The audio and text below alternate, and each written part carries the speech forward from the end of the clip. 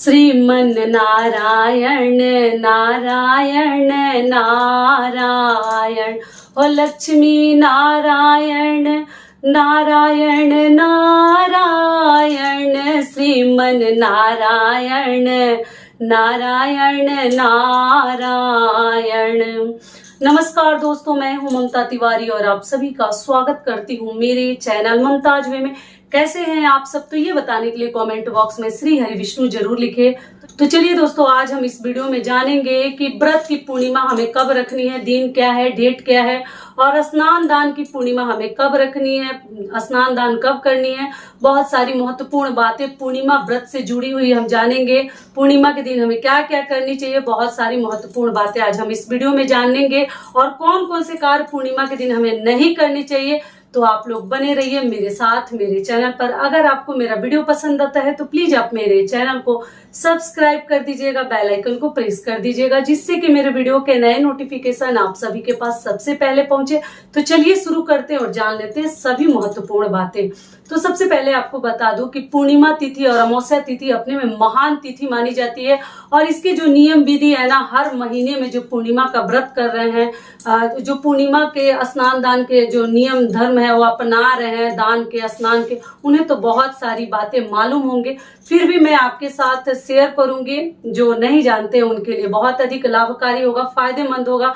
तो चलिए शुरू करते हैं। तो पूर्णिमा के दिन आपको मालूम है सुबह सवेरे हमें सूर्योदय से पूर्व जरूर उठ जानी चाहिए। और उठने के बाद हमें तुरंत अपने घर में जो ही आप नित्य कार्य, आपके घर के झाड़ू पोछा बर्तन जो ही करना है आप सुबह कर लीजिए। अर्ली मॉर्निंग उस दिन जरूर उठ जाइए सूर्योदय से पूर्व ब्रह्म मुहूर्त में। और उठकर करने के बाद अगर आपके घर के आसपास कोई भी नदी सरोवर जो भी है, आप लोग जरूर उस दिन स्नान करने जाइए। और महिलाएं इस बात का ध्यान रखेंगी, गलती नहीं करेंगी कि आप स्नान सिर के ऊपर से कर सकती है। अगर नदी सरोवर में आप गई हैं तो आप सिर के ऊपर से स्नान कर सकती हैं, बाल न धोएं। पूर्णिमा के दिन कोई भी महिला हो, लड़की हो, कभी बाल मत धोइएगा। और मान लीजिए आपके आसपास नहीं है तो आप अपने घर में ही जैसे गंगा जल मिश्रित जल से भी स्नान कर सकते हैं। वो भी नहीं है तो साधारण जल से भी कर लीजिए, लेकिन सूर्योदय से पूर्व कर लीजिएगा। समझ में आ गया पूरी बातें। और अगला नियम क्या है कि उसके बाद आप लोग सूर्य देव को जल दे सकते हैं। अगर देने का जगह है, सुविधा आप देती आ रही है तो आप जरूर दीजिए। और उसके उपरांत हमें जो, अगर मान लीजिए कि आप घाट पर गई हैं, गंगा घाट या कहीं भी स्नान करने, तो वहाँ जो भी भिक्षुक भिखारी रहते हैं उन्हें जरूर दान कीजिए। देखिए, इस दुनिया में आदमी हाय हाय कर रहा है, लेकिन जो ही दान हमारे द्वारा हो जा रहा है ना, वही हमारा अपना है। बाकी सब छोड़ के चले जाना है, कुछ लेकर नहीं जाना है। खाली हाथ आए थे, खाली हाथ जाना है। तो इसलिए जब ऐसे पूर्णिमा और अमावस्या तिथि दान उपदान के लिए अपने में बहुत महान तिथि मानी गई है, तो आप ऐसा नहीं कि हम गए हैं और बस नहा के चले आए, तो उससे फायदा नहीं होगा। जो ही गरीब भिखारी वहां लोग हैं, जो जरूरतमंद लोग हैं, जो ही आपके पास जितना भगवान ने दिया जरूर दान कीजिएगा, ठीक है। अगर घाट पे मंदिर वगैरह है तो जरूर भगवान का दर्शन करें।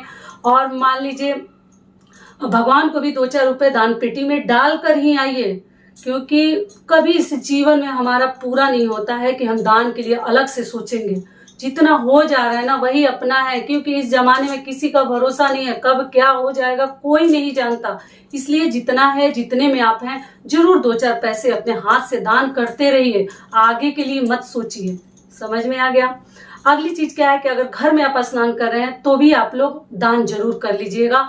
अगर और कुछ है या नहीं है, आप कम से कम जैसे अनाज का, पैसे का, पैसा तो आसान है, किसी भी मंदिर के दान पेटी में आप डाल सकते हैं, लेकिन जरूर दान कीजिए।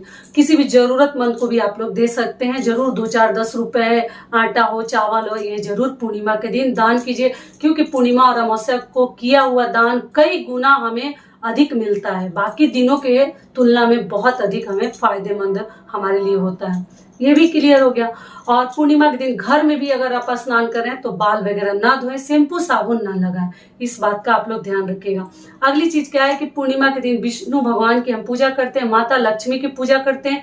खीर वगैरह आप शाम को जरूर बनाकर भगवान को भोग लगाइए।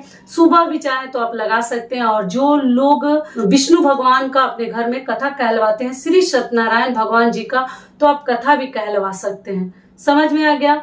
और कथा कहलवा कर उसके बाद अपने घर में जो ही आसपास के लोग हैं उनको आमंत्रित कीजिए, कथा कहलवाइए। भगवान को आटे से बनी हुई चीजें बहुत अधिक प्रिय है, चूरन हो और आटे का जैसे चूरमा हो, रोट हो, ये सभी चीजें जरूर विष्णु भगवान को चढ़ाएं। अगर कथा कहलवाते हैं तो भी, नहीं कहलवाते हैं तो भी आप बनाकर अपने हाथों से कुछ प्रसाद जरूर भगवान को चढ़ाइए। और खीर हो सके तो खीर उस दिन जरूर बनता है। और जो ही ब्राह्मण रहते हैं उस दिन हम भोजन भी करवाते हैं। आप चाहे तो भोजन भी करवा सकते हैं या एक ब्राह्मण के जितना जो बराबर जो है आप भोजन का दान भी अनाज का कर सकते हैं। क्लियर हो गया। और पूर्णिमा के दिन देखिए कई लोग सिंदूर नहीं लगाते हैं, तो आप मत लगाइएगा, सिंदूर नहीं लगाया जाता। पूर्णिमा के दिन क्या कीजिएगा, अपने आंचल में सिंदूर ले लीजिएगा। अगर कोई लगाने जाता है तो मना नहीं करते, आंचल में लगवा लेते हैं। ये भी क्लियर हो गया। तो महिलाएं इस बात का ध्यान रखेंगी कि सिंदूर वैसे लगवा लेंगी, बाल नहीं धोएंगी। अब चलिए आगे जान लेते हैं कि व्रत हमें कब रखनी है और पूर्णिमा का स्नान दान हमें कब करनी है। पूर्णिमा का तो व्रत हमें रखनी है 5 अप्रैल को। चैत्र पूर्णिमा का व्रत हमें कब रखनी है, 5 अप्रैल को। दिन क्या है, बुधवार, ठीक है। और स्नान दान की पूर्णिमा हमें कब मिल रही है, तो 6 अप्रैल को। दिन है गुरुवार। तो गुरुवार के दिन ऐसे ही हमें शैम्पू साबुन नहीं लगानी है, तो इस बात का आप लोग ध्यान रखिएगा। बिल्कुल अमावस्या और पूर्णिमा को बाल नहीं धोते हैं तो मत धोइएगा। ये भी क्लियर हो गया, क्योंकि पूर्णिमा तिथि ना जैसे 5 अप्रैल को ही शुरू हो जा रही है 9 बजे के आसपास, और सुबह में ही प्रारंभ हो जा रही है और समाप्त कब हो रही है, 6 अप्रैल को। तो सुबह में आप दोनों तिथियों में स्नान दान कर सकते हैं, लेकिन व्रत हमें रखनी है कब, 5 को, क्योंकि हमें चंद्रदेव को अर्घ देना पड़ता है। जो व्रत रखते हैं उन्हें चंद्रदेव का दर्शन करना पड़ता है, अर्घ देना पड़ता है, पूजा अर्चना करना पड़ता है। तो आप जो है 6 को नहीं कर पाइएगा, तो इसलिए आप लोग 5 को कर लीजिएगा। सारी बातें क्लियर हो गई। और श्री सत्यनारायण भगवान का कथा पंडित जी के मुख से, जैसे हमारे घर में अभी जस्ट कथा हुआ था कुछ दिन पहले, तो अगर आप लोगों को सुनना है तो वो वीडियो मैं अपलोड कर दूंगी। बहुत अच्छे से हिंदी में समझाकर पंडित जी कहे हैं, बहुत अच्छे से, आप लोगों को बहुत पसंद आएगा वो वीडियो। मैं कोशिश करूंगी कि अपलोड कर दूं, आप लोग चेकआउट कर लीजिएगा। कथा उस दिन विष्णु भगवान का जरूर सुननी चाहिए, श्री सत्यनारायण भगवान का। और नियम विधि क्या है कथा का, हमें चौकी कैसे लगानी है, क्या चढ़ानी है, क्या, उसके लिए मैं वीडियो डाल चुकी हूँ। आप लोग सर्च कीजिएगा ममता तिवारी करके, ममता वेज करके बोलकर आपको मिल जाएगा। अगर आप खुद से अपने हाथों से करना चाहते हैं बिना ब्राह्मण का, तो आप लोग इस बात का भी ध्यान रखिएगा कि आप लोग कैसे चौकी तैयार करेंगे और कौन कौन सी सामग्री हमें भगवान को चढ़ानी है, वो वीडियो में डाल चुकी हूँ, ठीक है। और आप प्लेलिस्ट भी चेकआउट कर सकते हैं, किसी भी वीडियो का आपको जरूर मिल जाएगा। तो ये पूर्णिमा से संबंधित सारी बातें मैं आपको समझा दी और बता दी, लेकिन दान और स्नान जरूर कर लीजिएगा अगर आपके आसपास सुविधा हो तो। कथा होने के बाद जो ही पूजा का जल है पूरे घर में हमें छिड़काव करनी चाहिए। जो कथा पर बैठे हैं उन्हें सभी बड़ों का आशीर्वाद लेनी चाहिए और भूखे रहनी चाहिए जब तक हवन नहीं हो जाता है। जिनके घर में कथा होता है वो भूखे रहते हैं, वो खाते पीते नहीं है। हवन करने के उपरांत ही आपको कुछ खानी पीनी चाहिए।